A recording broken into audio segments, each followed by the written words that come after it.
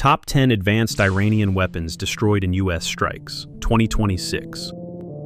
Shahed 129, the sleepless eye in the Middle Eastern sky.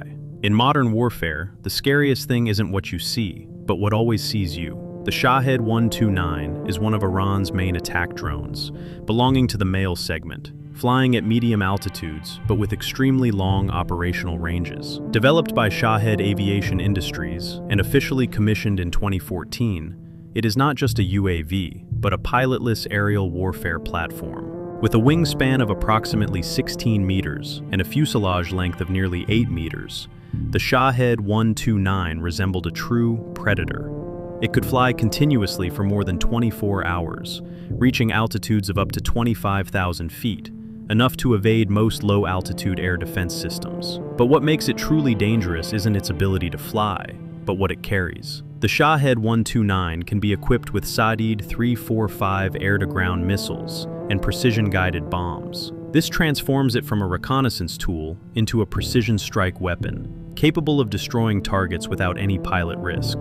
Its navigation and communication systems allow for control from very long distances, while simultaneously transmitting reconnaissance data in real time. This means that any movement on the ground can be monitored and attacked immediately. For many years, the Shahed 129 has appeared in battlefields such as Syria and Yemen, playing a supporting role in the military operations of Iran and its allies. By 2026, this UAV is expected to be deployed further in the Persian Gulf and the Middle East as part of an expanding unmanned attack network. But it was during the peak of the conflict in early 2026 that Shahed 129's role entered a completely different chapter. On February 28, 2026, large-scale airstrikes targeting Iranian military bases in Bandar Abbas and Bushehr resulted in the destruction of approximately 20 Shahed 129s on the ground. These sleepless eyes were wiped out before they even had a chance to take off.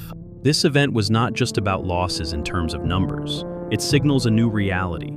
Even the seemingly safest unmanned systems could become the first targets in an all-out war. And when the skies began to become dangerous, even for observers, Iran was forced to rely on another shield. Bavar 373, the steel shield and the deadly gaps. When the skies are no longer safe, every nation needs something to keep them secure. In Iran, it's called Bavar 373. Developed as a direct response to Russia's S-300 system, the Bavar 373 officially entered service in 2019, marking a major step forward in Tehran's ambitions for air defense self-reliance. This is not just a missile system, but a defense designed to protect what matters most: missile bases, strategic infrastructure, and the nation's deterrence capabilities. The core of the Bavar 373's power lies in its Sajjad 4 missile, with a range of 300 to 400 kilometers, and the ability to intercept targets at altitudes up to 27 to 30 kilometers. This allows the system to counter not only fighter jets and UAVs, but also more sophisticated targets such as medium-range ballistic missiles. Furthermore, the Bavar 373 is equipped with a modern 3D radar, capable of tracking multiple targets simultaneously and coordinating firepower flexibly. Mobile launchers allow the system to continuously change position, reducing the risk of detection and attack. In theory, this is a multi-layered shield that can counter both stealth technology and electronic jamming. But war doesn't work according to theory. During the 2026 airstrikes, several Bavar 373 systems were hit or disabled. Precision strikes targeting radars and launchers significantly weakened air defense capabilities in many key areas. Initial estimates even suggested that up to 80% of Iran's air defense systems, including the Bavar 373, Khordad 15, and S-300PMU-2, had been rendered inoperable. While this figure cannot be fully verified, the tangible impact is undeniable. Iranian skies were left wide open in the early days of the conflict, and when the shield begins to crack, the most heavily guarded targets beneath the sea became the next victims. Fateh, the silent assassin at the bottom of the sea. Warfare rarely begins with an explosion. It began with silence, and ended when it was too late to react. Fateh is the clearest embodiment of that philosophy. This Fateh-class submarine, developed by Iran at shipyards in Bandar Abbas, officially entered service in 2019 as part of the Revolutionary Guard's strategy to strengthen its underwater naval capabilities. At approximately 48 meters in length and with a displacement of nearly 600 tons, Fateh is not an ocean giant, but it is precisely this moderate size that allows it to operate flexibly in coastal waters, while still being able to reach further out to sea. Equipped with 6 533mm torpedo tubes, Fateh can carry torpedoes and anti-ship missiles, and even deploy short-range missiles in attack missions. This makes it a multi-mission combat platform, capable of hunting ships, ambushing, and deterring. But Fateh's true strength doesn't lie in firepower. It lies in its potential to disappear. Modern sonar, navigation, and electronic warfare systems allow the ship to detect targets from afar, while maintaining stealth for days on end. In a confined combat environment like the Persian Gulf, where every movement can be tracked, the ability to remain invisible is its greatest advantage. By 2026, Iris Fateh will become an important part of Iran's submarine fleet, participating in the protection of strategic shipping lanes and supporting military operations in the region. But once the skies are controlled, even the oceans are no longer safe.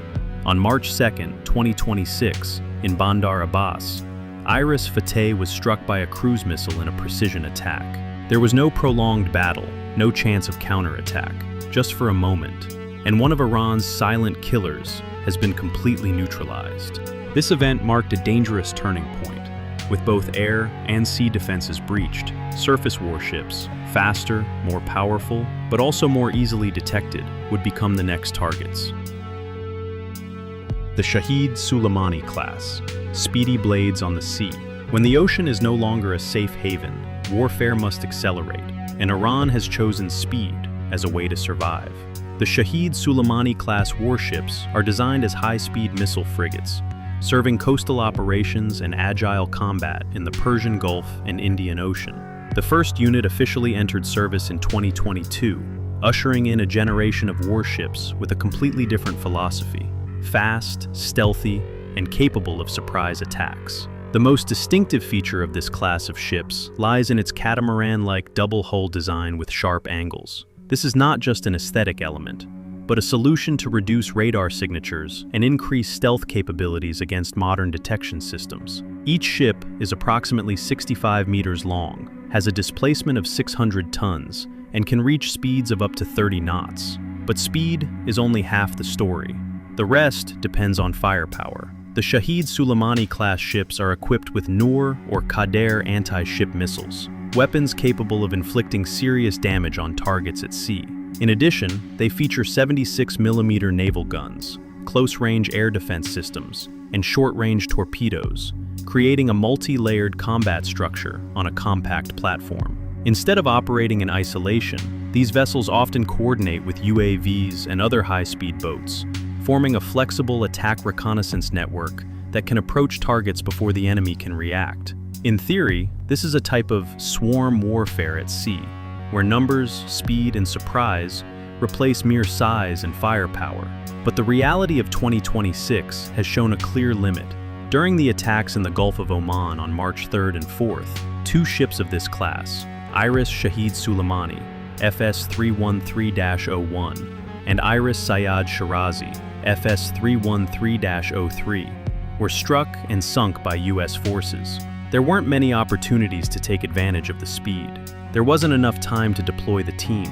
With just a few precise strikes, warships designed for maneuverability and stealth became locked-on targets. The collapse of the Shahid Suleimani class illustrates a harsh reality. When the enemy controls the operational space remotely, speed and stealth design are no longer absolute shields. And when those speed blades are broken, larger, heavier warships, but also more powerful overall, will come into the spotlight. The Mouj class, the naval backbone and the chain collapse.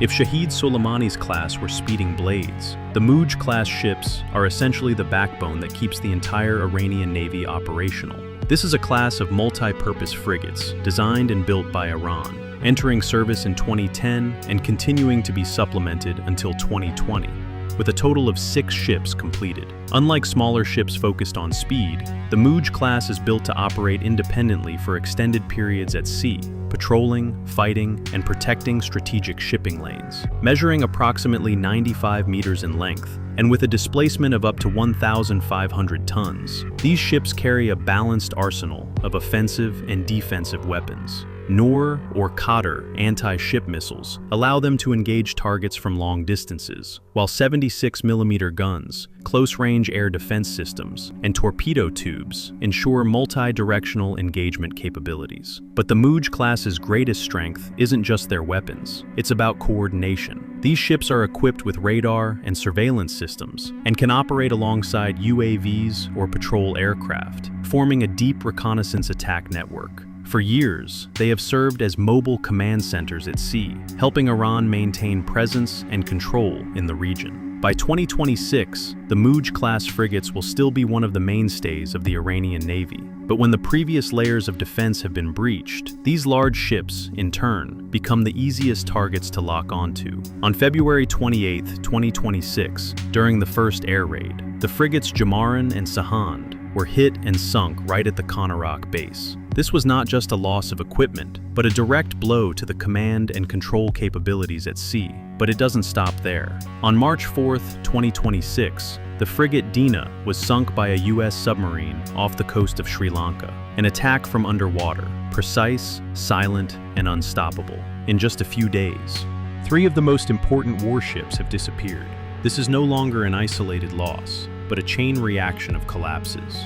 When the frigates, the backbone of operations, were decommissioned, the entire naval combat structure began to crumble. Without effective coordination, and without an intermediate layer of protection, all remaining units became isolated. And when the backbone has been broken, a larger, more ambitious symbol of the Iranian Navy, one that is expected to shift the balance of power, will be the next target. Shahid Bagheri, the UAV gamble at sea and the price to pay. As traditional warships were successively sunk, Iran gambled on a bolder idea: transform a commercial vessel into a deployment hub for unmanned maritime power. Shahid Bagheri is not an aircraft carrier in the traditional sense. It began its life as a container ship named Peregrine, completed in 2000 at the HD Hyundai Heavy Industries shipyard. But from 2022 to 2024, the ship underwent a complete transformation. An additional flight deck, approximately 180 meters long, was added, along with a ski jump type runway, a feature typically found only on true aircraft carriers. With an overall length of 240 meters and a displacement of up to 42,000 tons, Shahid Bagheri became the largest naval platform ever commissioned by Iran. It officially began operating in February 2025 in Bandar Abbas. But what makes this ship special isn't its size. It lies in what it carries. Shahid Bagheri is designed to operate dozens of UAVs, including models such as the Mahajir 6 and Ababil 3, along with helicopters. It is not just a warship, but a mobile launch station, allowing Iran to deploy unmanned power beyond its territorial boundaries. Additionally, the ship is equipped with Noor/Qatar anti-ship missiles and the Kausar 222 air defense system, creating a basic layer of self-defense in a combat environment. Strategically, Shahid Bagheri represents a major shift, from coastal defense to the ability to project power over a much wider area. But its very scale and value also make it a top priority. During Operation Epic Fury in early March 2026, U.S. forces directly targeted the Shahid Bagheri in the Gulf of Oman. After being struck, the ship burst into flames. By March 2nd, the U.S. Central Command, CENTCOM, confirmed the ship had been destroyed or severely damaged, rendering it completely inoperable. It's not just about losing a ship. That is the loss of a concept of war. A platform that was expected to change the way Iran projects power at sea was dismantled in a short period of time. When the UAV gamble fails, and when penetration occurs in the air, at sea, and underwater, Iran is forced to return to its most core weapon, ballistic missiles. And among them, there is one name that has existed for a long time, but still has the power to instill fear throughout the region. Ghadir 110, the long-range punch and the hunt in the shadows. When all defenses are breached, war reverts to its most primal nature, a strike from a distance where the opponent cannot reach it in time. The Ghadir 110 is one of the oldest pillars of Iran's missile program. Developed from the Shahab 3 platform and officially commissioned in 2008, this medium-range ballistic missile is not the latest technology, but it is one of the most reliable deterrents. With a range of up to approximately 2,000 kilometers, the Ghadr 110 allows Iran to reach most strategic targets in the Middle East. Unlike older generations of Scud missiles, this version uses solid fuel, significantly shortening launch preparation time and increasing maneuverability. But what makes the Ghadr 110 so difficult to deal with isn't its speed. It lies in how it is implemented. These missiles can be launched from mobile launchers on roads, constantly changing positions to avoid detection. In addition, Iran has developed underground launch silos and hidden facilities within mountains, locations where reconnaissance and attack become extremely difficult. The inertial guidance system, combined with aerodynamic improvements, gives the Ghadr 110 greater accuracy than previous generations. It can carry conventional or chemical warheads, making it a versatile tool for both deterrence and actual attack. For many years, the Ghadr 110 did not need to be used regularly. Simply, its existence is enough to create pressure. But by 2026, that had changed. Large-scale airstrikes directly targeted the storage facilities, bases, and launch platforms of this system. Many Ghadr 110 complexes, along with mobile launch platforms, were destroyed before they could be deployed. No exact figures have been released, but what is clear is this. For the first time, a significant portion of ballistic missile capabilities, once considered invincible, has been hunted down and neutralized in the shadows. When the launch pads are no longer safe, and when even mobile systems are being tracked and destroyed, Iran is forced to rely on more modern, faster, and harder to intercept generations of missiles. And among them, there was one name that was once considered a true leap forward in rocket technology. Sejal, the technological leap and the collapse of mobility advantage. If Ghadr 110 is a symbol of resilience, the Sejal missile represents a true leap forward in Iran's missile technology. First unveiled in 2008 and officially commissioned in 2012, the Sejal marks a significant transition, from a liquid fuel platform to a new generation of solid fuel.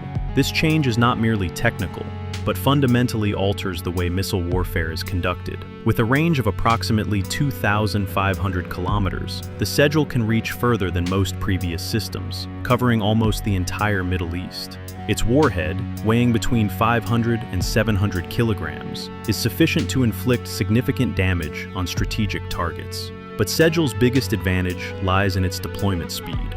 Unlike older missiles that required complex refueling processes, the Sejal can be prepared and launched in a very short time. Combined with mobile ground-based launchers, the system can constantly change position, making it much more difficult to detect and destroy.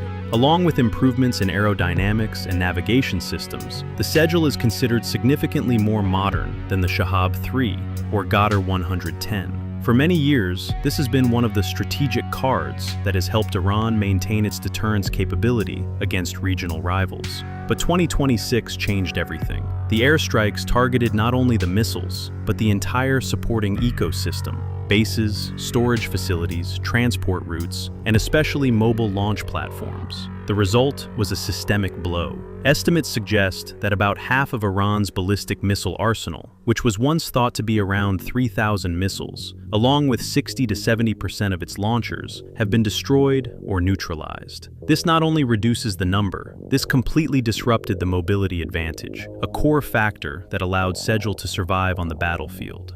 Without the ability to disappear after each launch, these missiles become targets that can be hunted down and destroyed. And when the advantage of mobility is eliminated, Iran is forced to place its trust in an even more ambitious technology, one designed to overcome all current defense systems, a weapon that is not only fast, which is almost impossible to stop. Fateh 2, speed beyond limits and the illusion of unstoppable power. When all previous systems could be monitored, the next solution is to act so quickly that no one has time to react. Fateh 2 is Iran's most ambitious answer to that problem. First unveiled in November 2023, it is an upgraded version of Fateh 1, belonging to the class of hypersonic glide vehicles, one of the most complex and controversial weapons technologies currently in existence. Unlike traditional ballistic missiles that fly along a fixed trajectory, the Fateh 2 uses a glide vehicle that can change direction during flight, making it extremely difficult to predict and intercept. With a range of approximately 1,500 kilometers and a speed that can reach Mach 15, the Fateh 2 is designed to penetrate less advanced air defense systems while delivering precision strikes to strategic targets. It can carry conventional warheads deployed from mobile TEL launchers, further maintaining Iran's familiar philosophy of mobility. In theory, this is a weapon that is virtually unstoppable. But modern warfare is not just a race against time. Rather, it's a battle of the ability to detect and attack before the enemy has a chance to act. In the early days of the 2026 campaign, numerous Fateh 2 and Fateh 1 launchers, including those in storage, were detected and destroyed or neutralized. No exact figures have been released, but analysts estimate that more than half of the mobile launchers have been rendered unusable. This creates a clear paradox. Even though the missile itself may be nearly impossible to intercept in the air, but if it can't leave the ground, then its speed becomes meaningless. Fateh 2 did not fail because it was shot down. It failed because it never had a chance to be used. And when even hypersonic technology can't change the situation, all eyes were on the final system. A weapon that is not only powerful, it is also the most symbolic missile in Iran's entire arsenal. Khorramshahr 4, the finishing move and the limits of power. At the pinnacle of all weapon systems, it's not the fastest option, but it is the thing that possesses the greatest destructive power. The Khorramshahr 4, one of Iran's newest medium-range ballistic missiles, unveiled and put into service in 2023, embodies that philosophy.